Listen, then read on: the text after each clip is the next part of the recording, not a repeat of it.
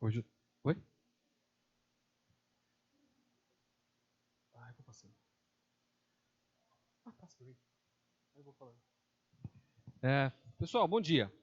Há uma razão das crianças terem ficado com a gente aqui hoje.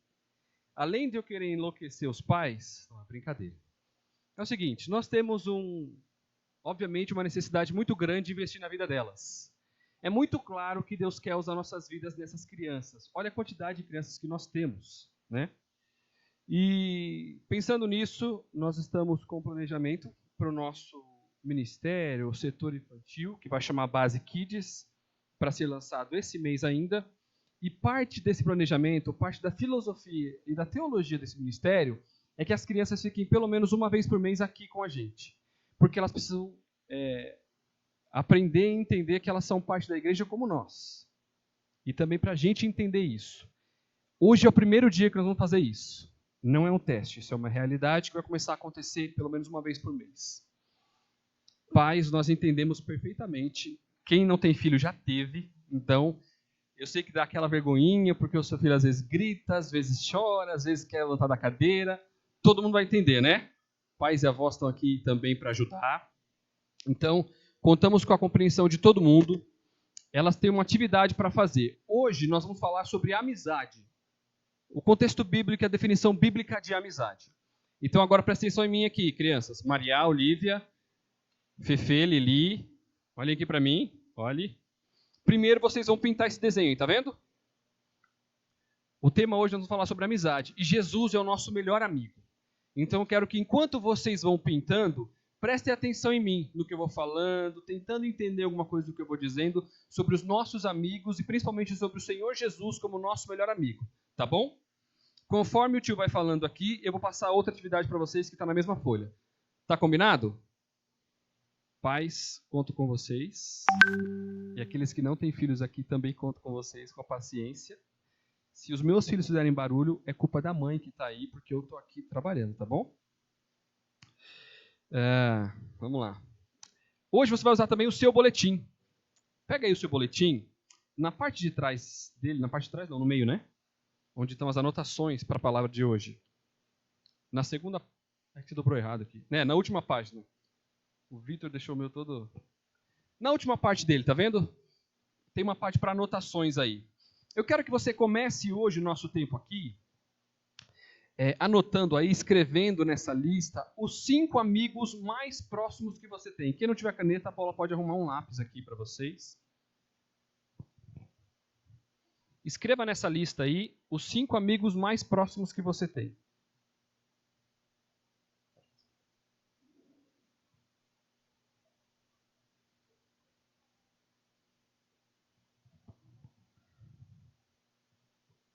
A Dani é tecnológica.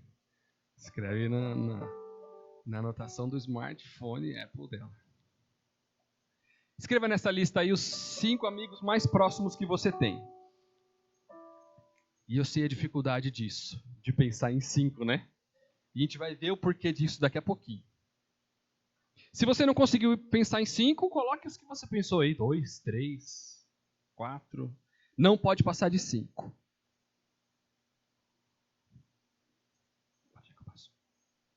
Mais fácil. Hoje está complicado de enxergar aqui, tá bom?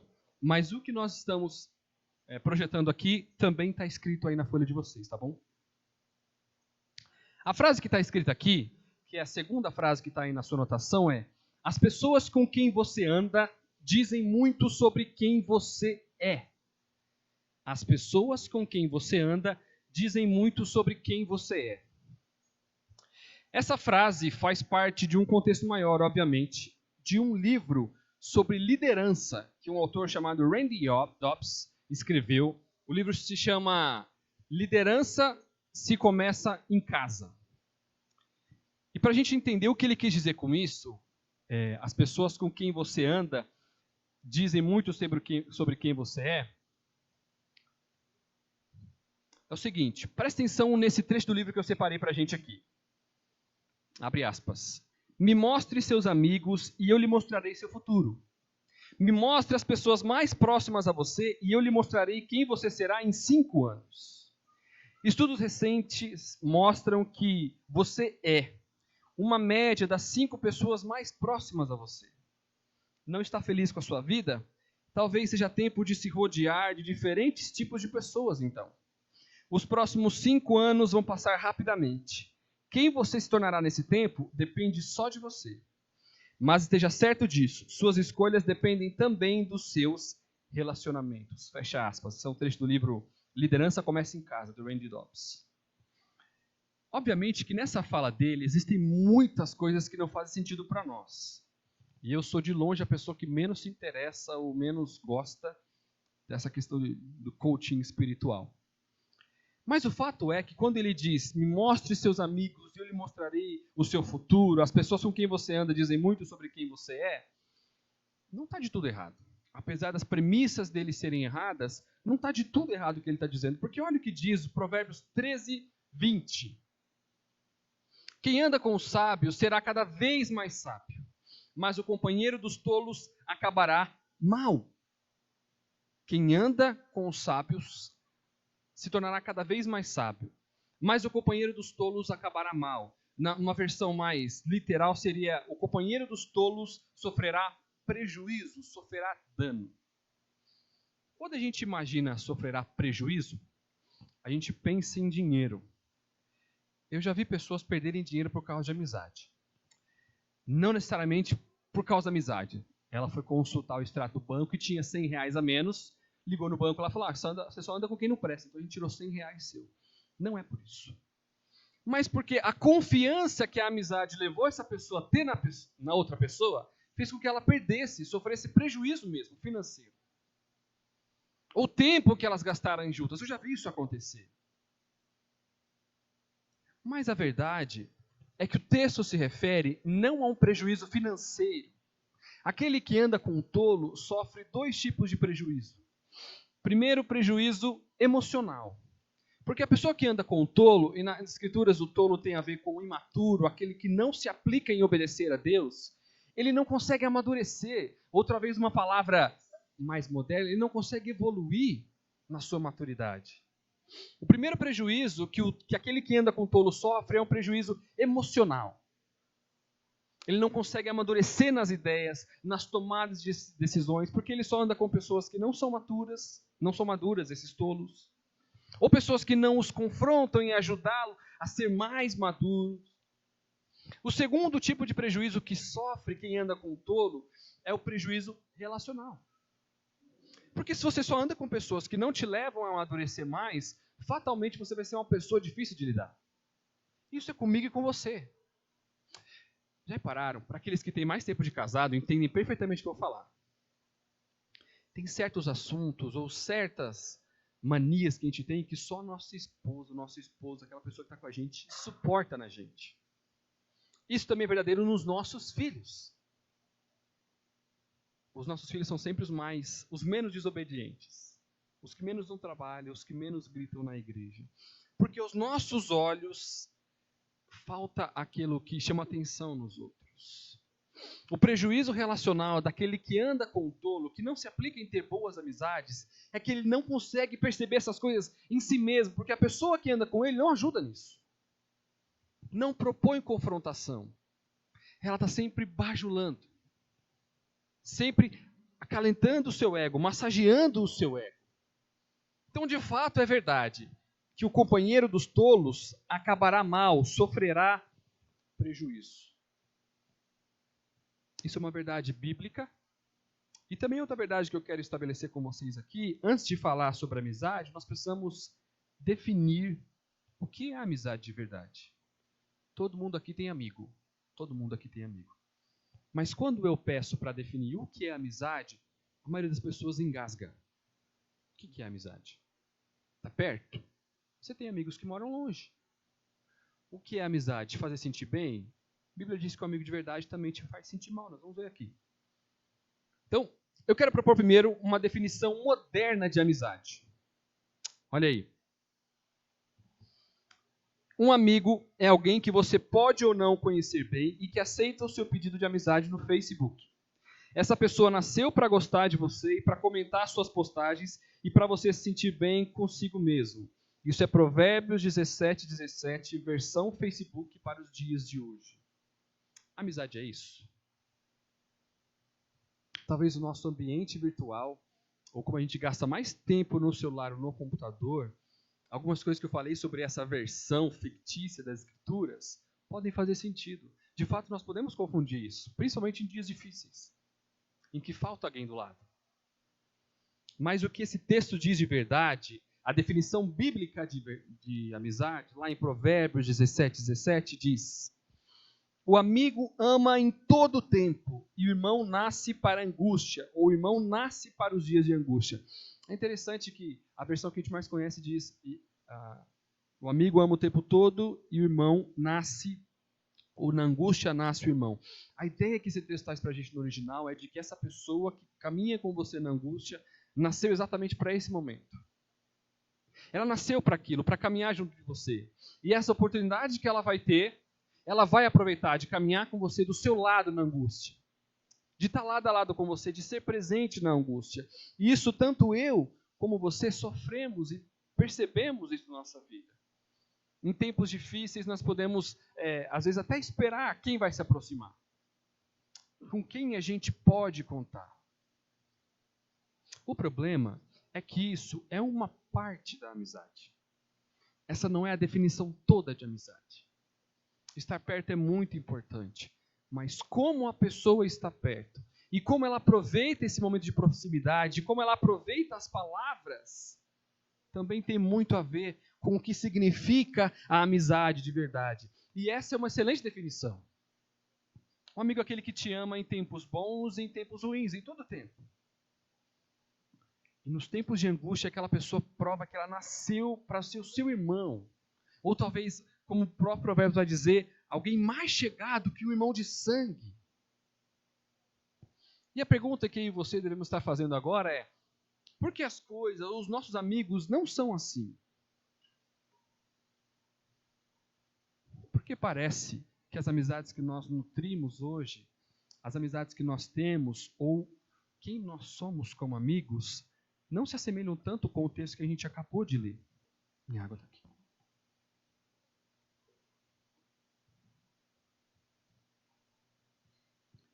Não é só pela falta de equiparação com o padrão bíblico que a amizade está em declínio. Isso é um fato. Mas também as estatísticas mostram isso. Há um tempo atrás, a média de amigos próximos que uma pessoa tinha era de 6. Eu coloquei um a menos do que era a média mundial de amigos próximos. Eu não estou contando esposa ou esposo, namorado, amigo, noivo. Não estou contando isso, a pessoa com que você se relaciona. Porque espera-se, né, dever que o homem se abra com a sua esposa, que a mulher se abra com o seu marido. A gente vai falar sobre isso daqui a pouco também. Mas pessoas próximas com quem você se abre, com quem você se deixa abrir, pessoas com quem você pode contar. Isso há algum tempo atrás. A média era de 6. Sabe qual é a média hoje? 1,3. Essa é a média mundial de amigos próximos que cada pessoa tem. Você pode estar pensando assim, aqueles que veem o copo meio cheio. É mais que 1. Aqueles que veem o copo meio vazio. É menos que 2. Mas sabe quanto tempo atrás que a média mundial de amigos era 6? 25 anos atrás. Isso significa que em 1/4 de século a gente quase dizimou as amizades. Em 1/4 de século nós nos separamos de maneira que isso não foi recobrado novamente, isso não foi restabelecido novamente. Há 25 anos atrás, a média mundial de amizade era de 6 pessoas muito próximas. Hoje é de 1,3, é menos que 2. Isso é muito triste. Mas é uma realidade. Eu separei aqui alguns dos motivos por que a gente quase dizimou a amizade em 1/4 de século, em 25 anos. O primeiro deles, aumento das horas de trabalho. De fato, nós trabalhamos muito mais hoje do que trabalhávamos há 25 anos atrás. E se não sobra tempo, às vezes, nem para a nossa família, que dirá para os nossos amigos? E olha que coisa interessante. Há mais ou menos 150 anos atrás, o mundo entrou em colapso com a maneira como lidava com o trabalho por causa da Revolução Industrial. Naquele tempo, o homem trabalhava 14 a 16 horas, 12, 14, 16 horas por dia, porque ele não tinha outra opção. E ele ganhava um salário para trabalhar isso. Se ele não quisesse, tinha outra pessoa que estava disposta a trabalhar tudo isso para ganhar aquele salário. Então, a Revolução Industrial muda isso e as pessoas passam a ter direitos trabalhistas.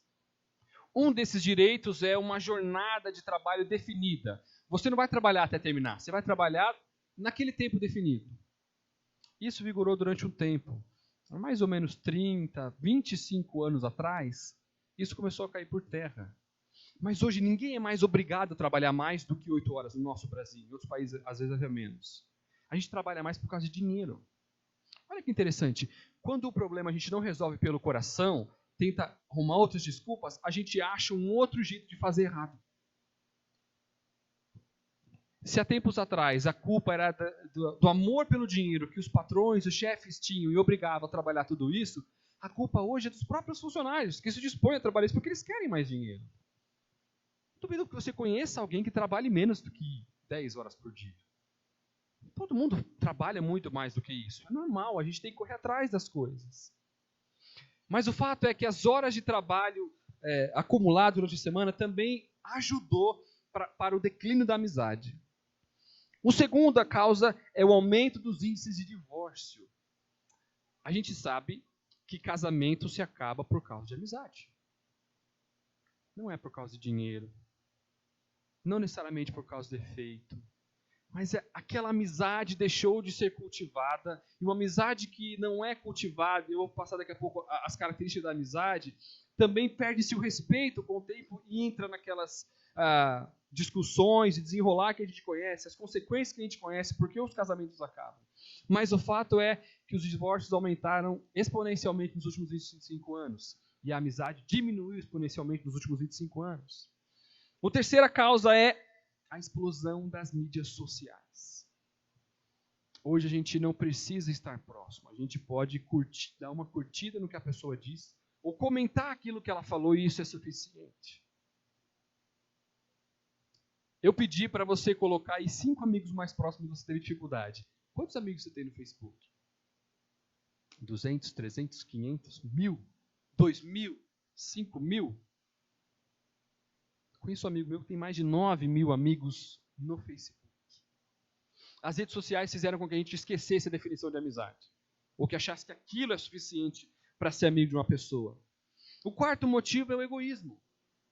Cada vez nós estamos menos propensos a aceitar o outro, a se dispor ao outro, a agir com mais compaixão, como eu falei semana passada, em relação aos pecados da outra pessoa. Cada vez menos nós estamos dispostos a isso, cada vez mais egoístas. E o quinto e último motivo é que, como eu falei semana passada, o nosso senso crítico é maior do que a nossa compaixão.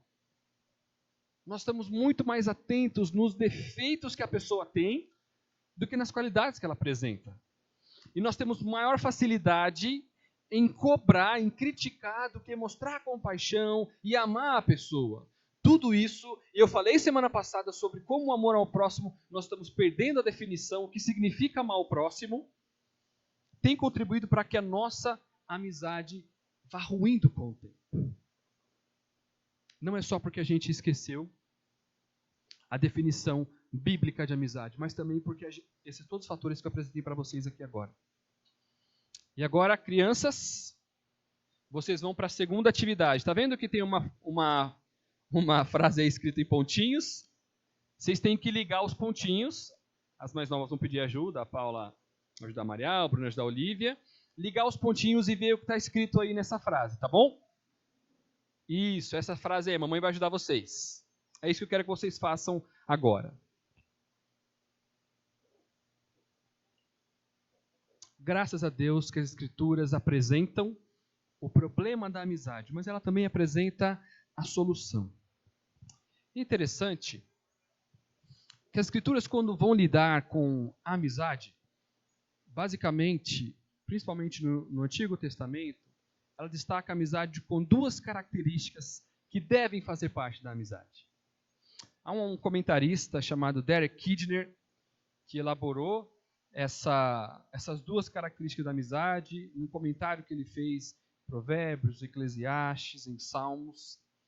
E ele separou duas características que a gente encontra toda vez que a palavra amizade ou algo parecido aparece nas Escrituras.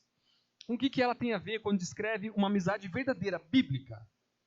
A primeira característica é candura. Talvez tenha ouvido já essa expressão. Fulano é um anjo de candura, né? Mas isso é um uso errado dessa palavra. Candura tem mais a ver com o sentido da palavra cândida, límpida, transparente, sem manchas. A primeira característica bíblica da amizade é a vulnerabilidade, o estar disposto a ser aberto, ser franco, ser transparente. E é difícil hoje em dia. Como que eu vou me mostrar vulnerável para as pessoas? Na nossa cultura, ser vulnerável significa ser fraco, ser inferior. Mas, biblicamente, a vulnerabilidade está ligada com a disposição que nós temos de abrir o nosso coração para outra pessoa, para que ela nos ajude. Seja num problema relacional, pessoal, no trabalho, no casamento, nós nos esquecemos, ou de propósito, deliberadamente, abrimos mão da vulnerabilidade das nossas amizades. É impressionante como a gente tenta esconder as nossas vulnerabilidades, os nossos defeitos próximo das pessoas. Quem tem filho pequeno passa por isso quase que diariamente. A criança aprendeu a falar mamãe ou papai e fala o tempo inteiro em casa, aprendeu a dar um passinho. A gente vai todo ansioso mostrar para as pessoas. Oh, ela está falando, fala! E a criança... A gente fica envergonhado, ou quando parece que todas as crianças do planeta inteiro estão comportadas. Só a sua insiste em aprontar. Parece que isso é vulnerabilidade. Por que a gente não procura os mais velhos para perguntar como é que você lidava com isso? Eu lembro que uma vez, eu conversando com o Jean e a Joana, e o Jean falou um negócio que eu ouvia na minha casa também. Os meus filhos me obedeciam na primeira vez que eu falava. E a gente está passando por isso, né, amor? A dificuldade que é fazer as crianças obedecerem na primeira vez. E essa semana eu passei com isso com a Maria, e eu fui discipliná-la, e quando eu disciplinava ela, e fiz todo o processo, fiquei pensando, como que eles conseguiram? Parece impossível fazer essa criança obedecer na primeira vez que eu falo. Parece que na primeira vez que eu falo não está nem me ouvindo. A cabeça está em outro mundo. Mas por que a gente não se propõe a ser mais amigos e ir até a casa deles e falar, eu não estou conseguindo fazer isso? A gente tem medo de assumir que falha em alguns aspectos da nossa vida. Mas a vulnerabilidade, o abrir o coração, o estar disposto a abrir o coração, deve fazer parte dos nossos relacionamentos de amizade. Nós precisamos pedir ajuda. Isso é fundamental. Ninguém é bom em tudo. Ninguém consegue desempenhar de maneira muito positiva em todos os assuntos. O segundo aspecto de amizade que o Kidner destaca nas Escrituras é a constância. O primeiro é a vulnerabilidade, a candura, ser aberto, ser transparente, ser franco, deixar se mostrar, se expor. A segunda é a constância, que tem a ver com o comprometimento, aquele que permanece por perto. Igualmente difícil como o primeiro. Primeiro porque o primeiro aspecto, a vulnerabilidade, a candura, depende de mim. Mas o segundo não depende. Pelo menos não na maioria dos casos. E acredito que o segundo motivo, essa constância, seja o maior causador dos nossos rompimentos de amizade. Quando eu mais precisei, aquela pessoa falhou. Quando eu mais contava, quando eu mais esperava, eu não pude contar com ela. Justamente naquilo que eu não achava que eu fosse ter problema, eu tive problema com aquela pessoa. Vulnerabilidade e constância. Parece que não fazem mais parte dos nossos círculos de amizade. Você já reparou que a gente só chama a pessoa para comer com a gente na nossa casa se a gente tem alguma comida diferente para oferecer? Por que a gente não chama para tomar água junto? Eu não tenho nem água, tem uma porção de gelo, a gente vai se refrescando com gelo.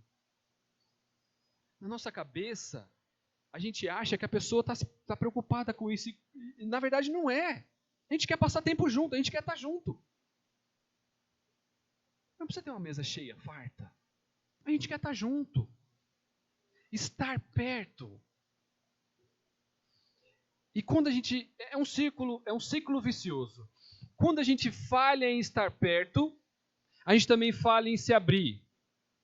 E quando a gente falha em se abrir, a gente não deixa que a pessoa esteja perto. Quem aqui já não ficou entristecido, decepcionado, quando ficou sabendo que um amigo muito próximo passou por um problema muito difícil e não falou para você? Poxa, passou aqui a semana e não falou nada para mim. Acho que ela não confia em mim. Acho que ela não gosta de se abrir comigo. Acho que eu sou mais amigo dela do que ela é de mim. A gente pensa ou não pensa assim? Mas o que eu quero nessa manhã é que você tire o foco da amizade no que a outra pessoa está fazendo. E coloque no que o seu coração está dispondo na amizade. O quanto nós estamos dispondo o nosso coração ao outro nos nossos relacionamentos de amizade. Vamos perder o medo de sermos vulneráveis. Isso não é só você, pessoal. Todos nós somos assim. Faz parte da sociedade que a gente vive hoje. Você já viu alguma postagem, alguma rede social da pessoa falando assim: não estou bem, estou muito triste, chorei o dia inteiro, estou me sentindo sozinha, estou sem companhia, briguei com a minha esposa, fui grosso com ela, sem motivo. Não, a gente posta foto de momentos felizes. A gente quer passar alguma coisa com aquilo. Porque a gente ainda acha que a vulnerabilidade, o se expor, é ruim. Nós precisamos dispor o nosso coração à vulnerabilidade. Expor o nosso coração, obviamente, com as pessoas que estão mais próximas da gente. Para as crianças, Fefe e Lili, abrir o coração, se expor para a mamãe e para o papai somente, ok? Só a mamãe e o papai que podem e devem saber o que está no coração de vocês. E para os pais, é um trabalho árduo, cavucar, para tirar a preciosidade lá de dentro. Para tirar a informação. Um trabalho árduo para que a gente seja os melhores amigos dos nossos filhos. E vale a pena esse trabalho árduo agora para colher os frutos mais tarde. Não é fácil. Essa é uma das maiores dificuldades que nós temos com a Maria. Muito parecida comigo, a Maria fala muito pouco de si mesma e tem dificuldade de abrir o coração dela. O que aconteceu? O que você fez? Ah, foi legal. Mas como é que foi? Ah, foi legal. O que você fez? Brinquei. Eu também sou assim.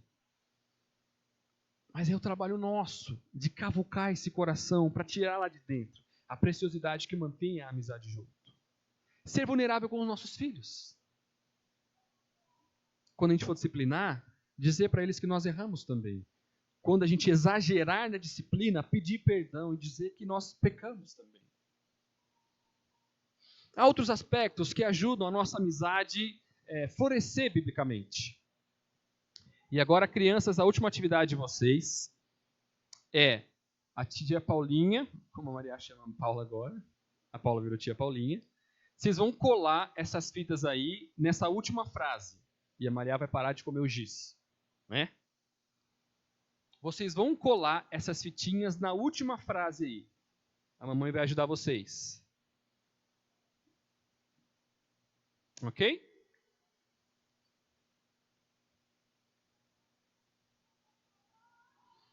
Alguns aspectos que ajudam a gente a entender o processo e a importância da vulnerabilidade e da constância. Em primeiro lugar, a franqueza. Provérbios 27:6 diz que leais são as feridas feitas pelo que ama. Hebreus vai dizer algo muito parecido, exortando os pais a disciplinarem os filhos. Deus disciplina aqueles a quem Ele ama. E vocês, pais, devem fazer o mesmo. Nós, como amigos leais, devemos fazer o mesmo. Obviamente que a gente deve, em primeiro lugar, tentar com amor, com compaixão, mas sempre buscar a franqueza em nossos relacionamentos. Em segundo lugar, o conselho. Quando a gente se dispõe a ser mais vulnerável, a abrir o coração, a estar perto, nós vamos precisar e nós vamos estar aptos a dar conselhos, bons conselhos. Obviamente, conselhos que levem a pessoa para mais próximo do Senhor. Em quarto lugar, o tato. Sabe, você entende aos poucos como uma pessoa funciona? Se eu falar assim com o fulano, ele não vai ouvir. Se eu falar agora, não adianta, vai ser pior. Isso, gente, leva tempo para adquirir. O tato nos relacionamentos vem com o tempo de relacionamento. Não tem como ser diferente. E o tato na amizade é extremamente importante.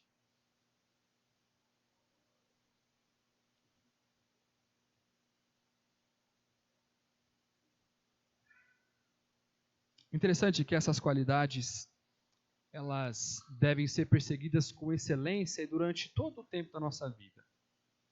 Mas há algumas áreas da nossa vida em que a amizade precisa ser melhor trabalhada e melhor definida. Em primeiro lugar, eu quero falar sobre a amizade no casamento.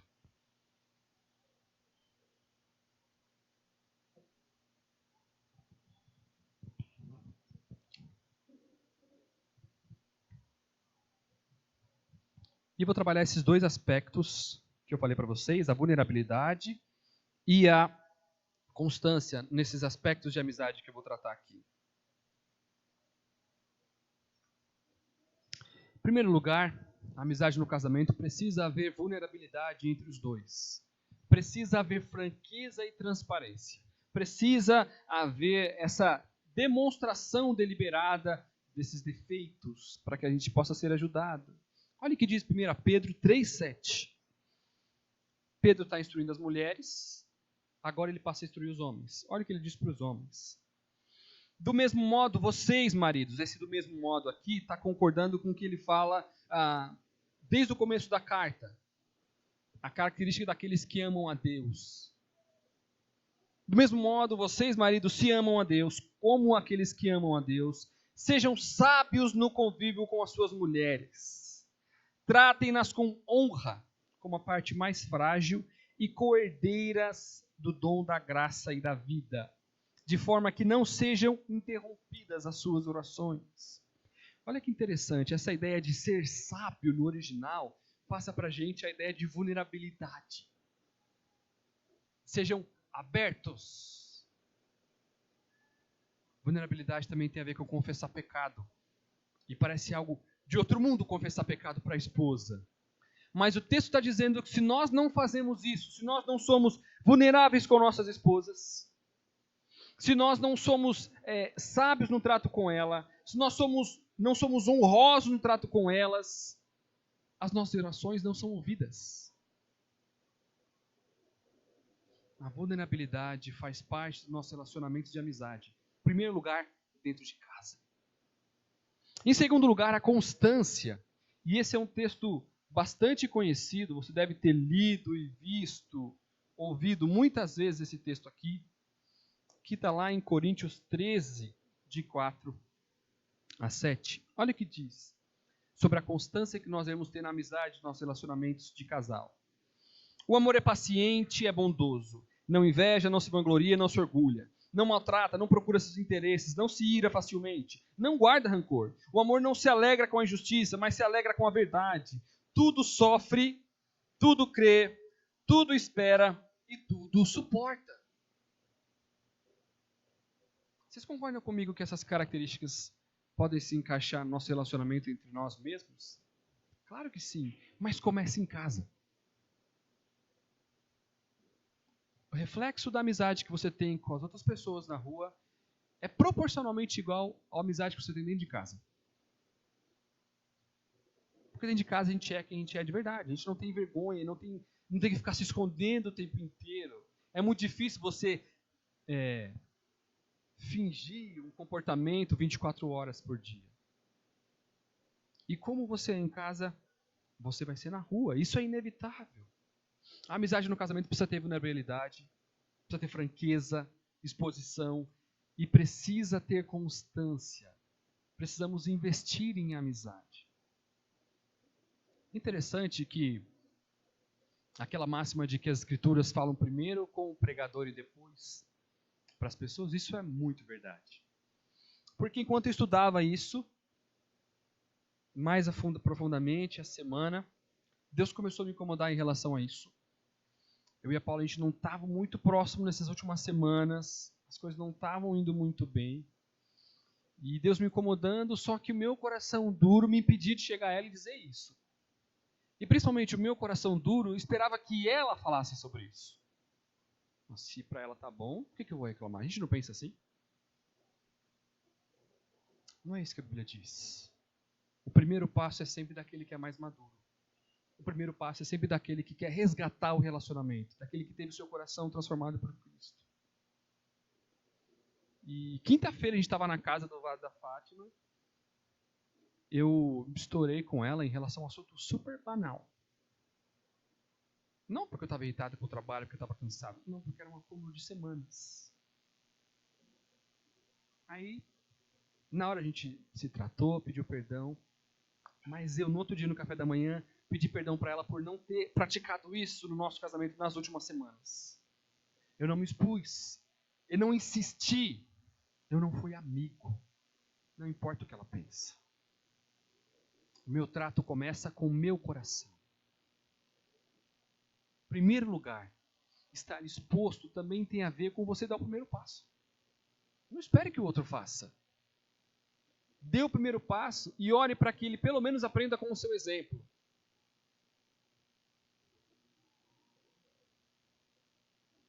Uma outra área de amizade que nós precisamos trabalhar, investir, é a amizade com os de dentro, aqui. Os irmãos na fé. E aqui uma dificuldade muito grande, a ideia de exortar e de ser exortado. E deve haver entre nós, com certeza, vulnerabilidade entre eu e você no nosso trato de relacionamento. Eu digo isso porque eu, como pastor, como líder desse rebanho, sofro muito com isso.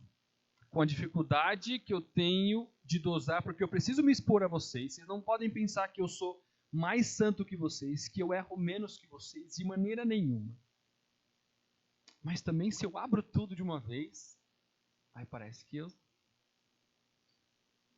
Mas é necessário que haja essa vulnerabilidade entre nós aqui no nosso trato. Olha o que diz Tiago 5,16. Portanto, confessem os seus pecados uns aos outros e orem uns pelos outros para serem curados. Quanto tempo você não confessa um pecado para um amigo? Quanto tempo? Semanas, meses, anos, décadas. A vulnerabilidade deve fazer parte dos nossos relacionamentos. Eu e você precisamos estar perto.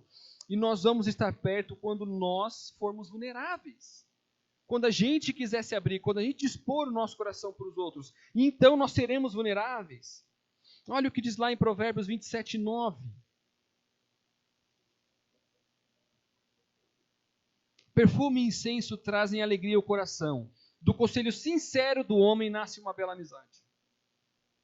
A sinceridade está tão em declínio hoje em dia que ela é confundida com falta de empatia, com grosseria, com pessoa carrancuda. Nós não estamos acostumados. A constância também deve fazer parte dos nossos relacionamentos entre nós, os irmãos da fé. Texto muito conhecido sobre amizade, Provérbios 27:17. Assim como o ferro afia o ferro, o homem afia o seu companheiro. Eu trabalho numa retífica e eu vejo ferro afiando ferro o dia inteiro, o tempo inteiro. Não é algo gostoso. Leva tempo, é um trabalho muito minucioso, a gente trabalha com medidas muito mínimas. E o ferro passando no ferro, passa a ideia de uma dureza lidando com outra dureza. E assim somos nossos corações. O meu coração duro precisando do seu coração duro. Até que a gente vai se permitindo, se expondo, insistindo e Cristo amoleça os dois corações. Só assim nós seremos amigos de verdade. Provérbios 27:6. Quem fere por amor mostra lealdade, mas o inimigo multiplica beijos.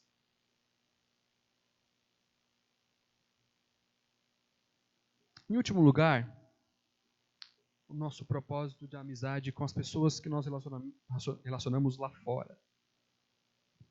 Em primeiro lugar, nós devemos mostrar vulnerabilidade também para os de fora. Nós não devemos agir como superiores porque temos Cristo em nosso coração. mas precisamos demonstrar a vulnerabilidade que o próprio Deus demonstrou a se entregar naquela cruz. Olha o que diz Romanos 5, de 6 a 8. De fato, no devido tempo, quando ainda éramos fracos, Cristo morreu pelos ímpios, pelos pecadores, pelos errados, pelos sujos, por aqueles que pecam, por aqueles que erram. Dificilmente haverá alguém que morra por um justo. Embora pelo homem bom, talvez alguém tenha coragem de morrer. Mas Deus demonstra o seu amor por nós. Cristo morreu em nosso favor quando ainda éramos pecadores. Quando nós demonstramos a nossa vulnerabilidade para as pessoas lá fora que não conhecem a Cristo, nós estamos demonstrando a vulnerabilidade do amor que Cristo demonstrou na cruz. Não existe posição mais vulnerável do que aquela que Cristo estava na cruz. De braços abertos, rendido, com as mãos e os pés pregados naquela cruz, sangrando por mim e por você, pelos nossos pecados. Demonstrem e falem dessa vulnerabilidade para as pessoas. O Deus que as pessoas imaginam lá fora é um coach que nunca erra, que sempre tem a coisa certa para falar, infalível. Precisamos mostrar o Deus perfeito, infalível, que não erra, que não perece, mas que decidiu ser vulnerável em nosso favor. Diga às pessoas o que Cristo fez por elas, a posição em que Ele se colocou. Também precisamos ser constantes. Com certeza eu e você já conhecemos pessoas em que a gente está há alguns anos tentando falar de Deus e parece que o negócio não vai. Parece que aquele coração não se rende. Insista e tenha constância em demonstrar o amor de Cristo, daquele que morreu em nosso lugar. Olha o que diz João 15, do 13 ao 15.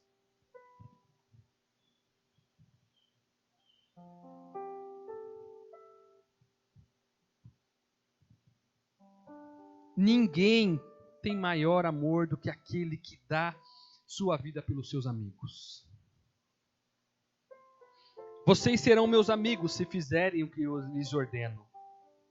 Já não os chamo de servos, porque o servo não sabe o que o Senhor faz. Em vez disso, eu os tenho chamado de amigos, porque tudo que ouvi de meu Pai, eu lhes tornei conhecido. Não existe maior demonstração de amizade do que a que Cristo demonstrou por nós naquela cruz. Crianças, o nosso melhor amigo é o Senhor Jesus. Pais, digam isso para ela o tempo inteiro, todos os dias. Vocês que são vizinhos, tem um vizinho que não conhece a Deus, um irmão, um parente, alguém que não conhece a Deus, diga isso a ela toda oportunidade que você tiver.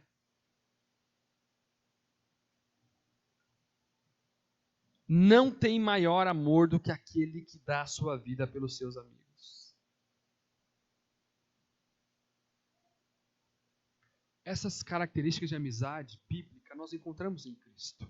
Ele se expôs, tomou os seus e os meus pecados naquela cruz. Completamente vulnerável, se entregou. E ele foi até o fim. Ele insistiu. Não entregue amor e dedicação aos seus amigos de maneira parcial ou comedida, se Cristo deu tudo o que ele tinha no seu lugar. A nossa amizade deve refletir isso. Partir de mim e de você. Não espere do outro. Seja você esse amigo que eu falei hoje. Seja você. Eu tenho certeza que você, como eu, enquanto eu falava aqui, ficava pensando, como eu queria ter um amigo assim. Mas a pergunta que você deve fazer é, eu sou um amigo assim? Eu sou amigo de Deus desse jeito? Eu me exponho e eu insisto no meu relacionamento com Ele?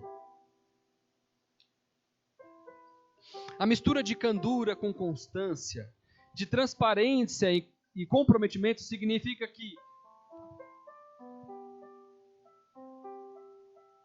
um amigo nunca te deixa na mão e um amigo sempre te deixa saber. Um amigo insiste e um amigo se abre. Ele sempre tem tempo para você e sempre se abre com você. Dá pra gente encontrar defeito nos outros, principalmente na gente, com essa frase. Um amigo sempre te procura, um amigo sempre se abre. Se exponha, seja vulnerável. Viva biblicamente a amizade. Entenda que a morte de Jesus foi também um ato de amizade. Não existe amigo como esse, aquele que dá a vida pelos seus amigos. A morte de Cristo foi o ato último de amizade que nós podemos encontrar. Cristo é o nosso modelo de amizade. Cristo é o nosso melhor amigo. Essas características precisam estar em mim e você. Mas elas precisam ser buscadas em Cristo como exemplo. Haja como Cristo, sendo um amigo. Não use esse modelo para selecionar os seus amigos. Seja um amigo assim. Seja um amigo assim. Seja o melhor amigo que a sua esposa pode ter. Seja a melhor amiga que o seu marido pode ter. Seja o melhor amigo que o seu irmão de igreja pode ter. Seja o melhor amigo que o seu vizinho que não conhece a Cristo, o seu vizinho de trabalho pode ter. Crianças, Fefe e Lili, sejam boas amigas das suas amigas, tá bom? Falem do amor de Jesus para elas. Sejam bondosas com elas.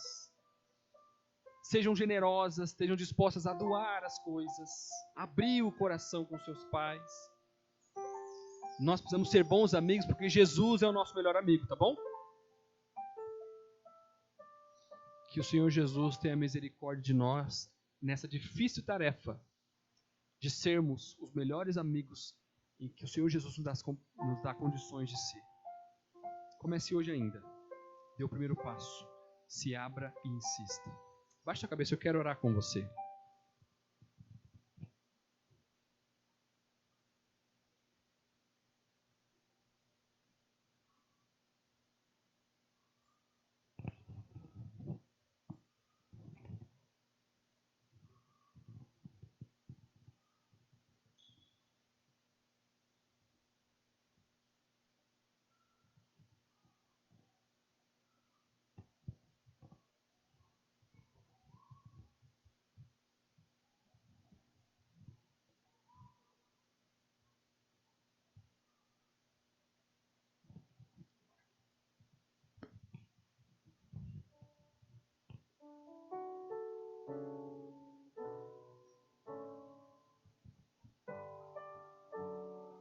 Senhor Deus, colocamos diante do Senhor o nosso coração.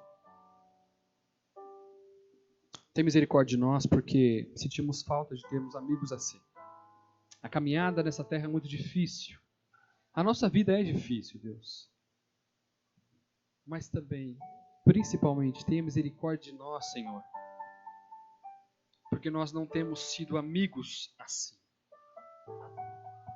E o primeiro passo deve ser dado por nós. Tenha misericórdia de nós e nos ajude, Deus, a colocar o nosso coração à disposição dos outros. No nome de Jesus.